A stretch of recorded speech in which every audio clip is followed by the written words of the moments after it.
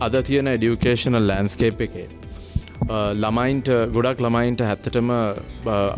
idea එකක් තියෙනවා හරි කැම්පස් යන්න ඕනේ ඒ ලෙවල් කරලා එහෙම කියලා ලොකු ඩ්‍රීම් එකක් තියෙනවා ලොකු විෂන් එකක් තියෙනවා ඒක හින්දා ගොඩක් අය ඕකට වැඩ කරාට සමහර විට සමහර ළමයින්ට හරියටම